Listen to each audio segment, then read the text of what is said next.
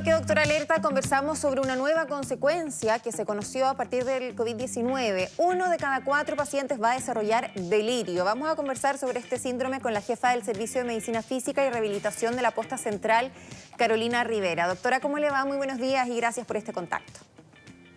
Hola, muy buenos días, Claudia. Muy bien, gracias. ¿Y tú? Bien, gracias. Primero, ¿nos puede explicar a qué se le llama delirio? Voy a hacer una salvedad primero porque es delirium. Es una palabra que está en latín ¿Es y como que el no se delirium traduce tremens? porque es claro, un poco basado ese concepto, siendo que el delirium tremens tiene otra etiología, otra fisiopatología, Ya. pero el delirium propiamente tal, y hago la salvedad porque el delirio es otro síntoma, que es un síntoma psiquiátrico. Perfecto. El delirium es una patología que si bien no es nueva, o sea, no es una condición nueva, la estamos viendo de manera importante en los pacientes que están saliendo de las unidades críticas posterior al COVID. Por eso estamos tan preocupados como en nuestro hospital y también dentro de nuestro quehacer médico en general. Y este síndrome, entonces el delirium, ¿cuándo se desarrolla? ¿Por qué se desarrolla? ¿En qué pacientes? ¿Y cuál es la sintomatología? ¿Qué significa en concreto? Mira, el delirium es una condición que ocurre en general en los pacientes críticos.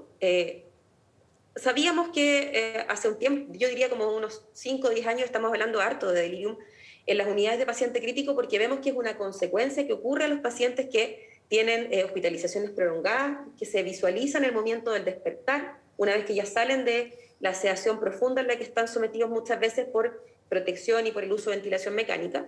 El delirium es una condición donde existe una insuficiencia, por así decirlo, desde el punto de vista cerebral, y hay una inatención, el paciente no es capaz de conectarse, está desorientado en tiempo y espacio. Yo siempre lo pongo como en el símil de cuando uno está de vacaciones y se despierta tarde, no tiene como los ritmos que tiene en la habitualidad del trabajo. Uno no sabe y qué día despierta es. desorientado. Claro. Exacto. Despierta desorientado, pero en general uno se logra orientar rápidamente. Uno puede decir, sí, estoy de vacaciones, está el día. Esto no ocurre en los pacientes que van despertando y ya hay 2 tipos en general, bueno, 3, así como bien a grosso modo. Un paciente puede despertar agitado, o sea, se puede empezar a tratar de sacar las cosas que tiene, lo cual igual es malo para el paciente porque empieza a retirarse invasiones Y es y eso complicado puede para el generar personal dolor también. también. Exacto, y también puede estar hipoactivo el paciente, puede no tener ninguna consideración, o sea, uno no puede darse cuenta que el paciente está con delirium porque está muy tranquilo y calmado, y efectivamente de todas formas presenta esta condición donde hay una descoordinación, por así decir, un desbalance desde los procesos cerebrales que nos permiten hacer otras cosas. Por eso yo como médico rehabilitador y como equipo de rehabilitación nos importa tanto porque también retrasa la rehabilitación. Doctora, esto obviamente que puede hacer complejo el panorama porque es muy importante cuando nosotros estamos en comunicación con el personal médico. En general nos preguntan si sentimos dolor, si necesitamos algo. La idea es que ahí estemos ojalá lo más conscientes o conectados posible. O sea, eso ya genera un problema. Hay pacientes que producto de esta desesperación de no saber dónde estamos, porque estamos conectados a todas estas cosas, pueden tornarse más agresivos, ¿no? Eso complica a todos también. Entonces, quería saber si es que hay una mayor prevalencia, si es que está relacionada con la edad de los pacientes. Efectivamente, 1 de cada 4 podría desarrollarlo. Y si es que finalmente hay que hacer un acompañamiento a largo plazo. ¿Los síntomas duran mientras dura la enfermedad o es algo que hay que seguir tratando posteriormente? Muy buenas tus preguntas, Claudia, porque en realidad, primero, efectivamente retrasa los procesos de todo tipo, retrasa los procesos de enfermería, hay mayor utilización de fármacos para controlar el delirium, por lo tanto necesitamos gastar más plata en ese paciente. Hay más aumento de los días cama, o sea, se considera una complicación dentro de una hospitalización, por lo tanto, aumenta los días cama también de hospitalización del paciente en total, porque finalmente hacemos cosas más tardíamente, pues nos demoramos porque el paciente está agitado muchas veces. Y con respecto a la prevención, efectivamente hay series que hablan de 1 cada 4, pero dependiendo de los centros en donde uno haga estudios de prevalencia e incidencia, uno puede encontrar hasta 40, 50% de prevalencia de delirium. Por ejemplo, en las unidades de cardiocirugía es muy prevalente, en las unidades de traumatología, donde no en un contexto de paciente crítico, con fracturas de cadera, porque tiene que ver también, como tú preguntabas, con algunos factores de riesgo como ser adulto mayor.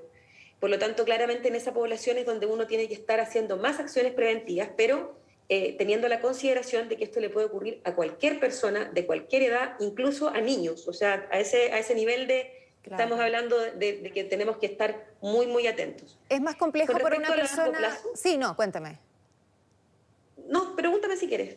Quería saber, justamente como usted nos estaba comentando, que la prevalencia en general no existe una persona que tenga más riesgo necesariamente que otra, pero quería preguntarle por los pacientes que ya tienen algún trastorno de ansiedad, por ejemplo, y que obviamente el hecho de estar en una clínica, el hecho de estar enfermo, le puede gatillar otro nivel de sensaciones, de crisis. Me imagino que el no saber dónde están o a veces perderse un poco, ¿les puede gatillar algún tipo de trastorno más importante o alguna crisis ansiosa? Quizá esos pacientes hay que tenerlos un poquito más en observación y explicarles que esto les puede pasar, que es normal, que los van a tratar. Claro, con respecto a lo de los factores de riesgo, hay que ser bien claros que sí existen algunos que están bien como documentados. Ya. Hay factores que son predisponentes y precipitantes de la aparición del delirium. La edad de un paciente, un adulto mayor, es uno de ellos, pero como les decía, a cualquiera le puede pasar. Y con respecto a los trastornos de ansiedad, efectivamente, en las unidades de paciente crítico, cuando el paciente tiene factores de riesgo previo, hay un escenario que puede ser un poquito más desfavorable, justamente por lo que tú decías, por el fondo poder aparecer de nuevo estos síntomas en el momento del despertar y después también. Y también la misma estadía en la unidad crítica genera complicaciones que son psicológicas, o sea, genera trastorno de estrés postraumático, hay un alto porcentaje de ansiedad y depresión posterior a las unidades críticas. Entonces, además de lo que pudiese tener el paciente antes, que se exacerba, un paciente que no tenía nada previamente puede tener un trastorno de ansiedad o de depresión posterior, porque el paso por una unidad crítica finalmente es un evento que marca la vida de las Sí, personas y de su familia y que nos genera una gran población de pacientes que son supervivientes de las unidades críticas que necesitan en el fondo seguimiento y continuidad. exacto. Por eso quiero vincularlo con la pregunta que me habías hecho antes. El seguimiento de estos pacientes tiene que ser por un equipo multidisciplinario, aun cuando el paciente salga de las unidades, porque el delirium lamentablemente deja secuelas. Hay muchas series donde se ha visto que existe deterioro cognitivo posterior al delirium hasta 5 años después de la aparición de este. Hay fallas atencionales, de memoria a corto plazo. Entonces genera un deterioro y este paciente que ingresó de una forma a una unidad crítica puede salir de una forma completamente distinta. A esto Mm, súmale todo lo psicológico que me mencionabas antes y todo lo físico, lo sí. motor. En el fondo estamos generando, y esta pandemia nos ha generado una gran cantidad de supervivientes, de sobrevivientes de las unidades críticas que requieren a equipos multidisciplinarios de rehabilitación y de multiprofesional, desde urólogos, médicos gastrointestinales, broncopulmonares, cardiólogos, todo el equipo de rehabilitación, nutricionistas. O sea, nos tenemos que hacer cargo de una población importante que está quedando con muchas secuelas, entre las cuales están las cognitivas por delirium. Sí, estaba leyendo que efectivamente acá puede haber muchas consecuencias, ¿no? La fatiga, cefalea crónica, problemas para dormir, depresiones exacerbadas, necesidad de recurrir al psiquiatra, ansiolíticos, en fin, una serie de problemas que, como tú dices, acá hay que hacer un trabajo multidisciplinario. Es muy importante. Ustedes lo ven como personal médico que también les afecta muchísimo lo que genera en un paciente con COVID-19, que es el terror a no poder respirar y ver también lo que está pasando en su entorno.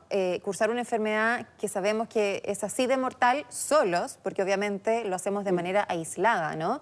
Entonces, claro, esto sería muy importante y en ese sentido te quería preguntar, más allá del trabajo que se hace post-hospitalización, que es clave y que en muchos años puede durar, tú nos decías, incluso varios años, dentro de la hospitalización, ¿qué es lo que conviene hacer entonces con esos pacientes para evitar que tengan quizás episodios violentos, que se desesperen, que digan porque estoy acá, se empiecen a sacar los cables? Exacto. Más vale tenerlos en sedación. Lo pregunto porque yo no sé si mantener un paciente sedado pueda intervenir en su capacidad respiratoria. O sea, generalmente lo que hacemos con la sedación es tratar de optimizar la ventilación, Ya. pero llega un punto en donde ya tenemos que empezar a destetar a ese paciente de la sedación y ahí es muy importante que en el fondo las unidades cuenten con protocolos de pseudoanalgesia que están estandarizados en realidad, o sea, como más que estandarizados, recomendados a nivel mundial.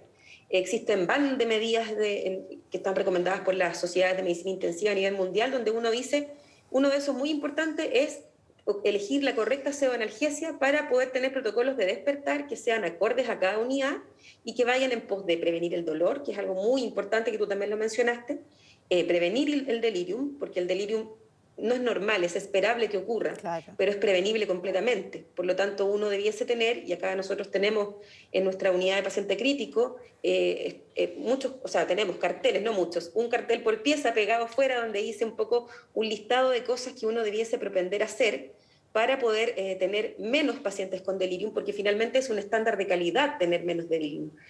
Lo estamos haciendo mejor si tenemos menos pacientes deliriosos.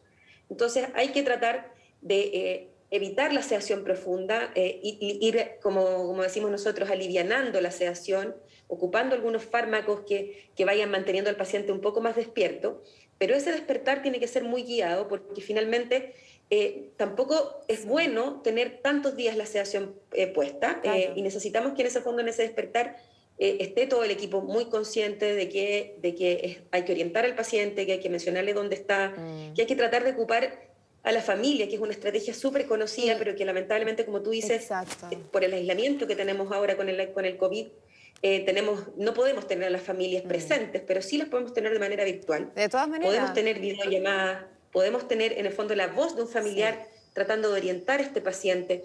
Y esas cosas tenemos que utilizarlas porque finalmente lo único que está hasta la actualidad, actualmente demostrado para manejar el delirium son las estrategias multicomponentes, donde está lo farmacológico, la sedación y todos los ansiolíticos y todo lo que uno pueda ocupar para eso, pero el grueso se lo lleva el manejo ambiental, el tener un equipo afiatado de enfermería, médico, nosotros como rehabilitadores, los terapeutas ocupacionales, los fonoaudiólogos, los kinesiólogos moviendo precozmente a los pacientes, porque todo eso favorece que el delirium disminuya en tiempo y por lo Claro. tanto tengamos mejores Lo resultados a largo plazo. importante es que el personal sanitario definitivamente lo sepa reconocer, que tenga la empatía con los pacientes. Sabemos que el trabajo de ustedes es agotador, pero que tengan esa empatía, que sepan detectarlo y que efectivamente, por muy difícil o porfiado que se ponga el paciente, ayudarlo, ¿no? Tú lo decías, acercarle la tecnología a los pacientes para que se pueda comunicar con sus familias en una enfermedad que es tan solitaria, llamarlos a que permanezcan en calma, ojalá. No sé si hay alguna manera de quitarles dentro de lo posible, ir quitándole todos estos dispositivos, mangueras, etcétera, para que no se sientan con tanta angustia. Yo creo que eso los ayuda también, sobre todo tomando en cuenta que probablemente el delirium retrasa que el paciente pueda ser dado de alta y retrasa también el proceso de rehabilitación que viene después. Exacto, lo dijiste súper bien, porque efectivamente el tener dispositivos, por ejemplo, una sonda nasoenteral puesta para alimentarse, que lo necesitamos mucho, porque necesitamos una buena nutrición para los pacientes. Eso genera en el fondo que tengamos una invasión. No sé si alguno de ustedes, me imagino que las casas ha tenido una sonda puesta y es muy molesto, muy incómodo. Estresante, Súmale eso, además. muchos catéteres, un catéter Sí. vesical, tener los ruidos de los ventiladores, no saber si es de día o de noche. Pasan los días y uno no sabe qué día es, qué fecha es. Entonces, claramente la orientación temporoespacial, en el fondo el acogimiento de este paciente, el tratar de entender lo que te pudiera pasar a ti o a tu mamá o a tu abuelita, Sí. que no es normal, que es esperable y que es prevenible, como digo yo, y efectivamente perderle un poco, como tú dices, esto de, pucha, por más pesado que se ponga el paciente, entender que eso no lo hace porque él quiera, lo hace porque le está pasando algo, Así que es. está generando esa reacción en el fondo de tratar un poco de huir. Como tú dices, me veo lleno de cable, no sé dónde estoy, y lo que trato de hacer es arrancarme. Sí, es que lo encuentro terrible, empatizo absolutamente. Afortunadamente aún no tengo COVID, pero me imagino lo que debe ser estar en esa situación, ¿no? Al menos tú ya nos diste varias pistas de cómo enfrentarlo, cómo detectarlo, qué es lo que están haciendo ustedes. En esos casos, la iluminación es algo tan básico, ¿no? Para mantener el ciclo circadiano de las personas, para que no estén tan desorientadas si es de día, si es de noche. En fin, ustedes están haciendo muy bien su trabajo, así que gracias, Carolina Rivera, jefa del Servicio de Medicina Física y Rehabilitación de la Posta Central, por instruirnos sobre este tema. Que estés muy bien. Muchas gracias a ustedes por la invitación y bueno, quiero hacer un llamado aprovechando que nos cuidemos porque en realidad estamos difícil, está Estamos difícil la mal. cosa nuevamente y estamos complicados y en realidad no queremos más pacientes en UCI, pero tampoco queremos más sobrevivientes de la UCI. No estamos dando abasto tampoco para poder atenderlos a todos. Así que la población se cuide porque finalmente esto depende de todos, es colectivo. Exacto, Muchas gracias, Claudia. no dan abasto por camas y porque ustedes también están agotados, ¿no? Muchos de tus compañeros, de hecho, ya no están por contagio o por otros motivos. Así que muchísimas gracias por lo que siguen haciendo. Saludos. Gracias a ti, que estén muy bien, buen día.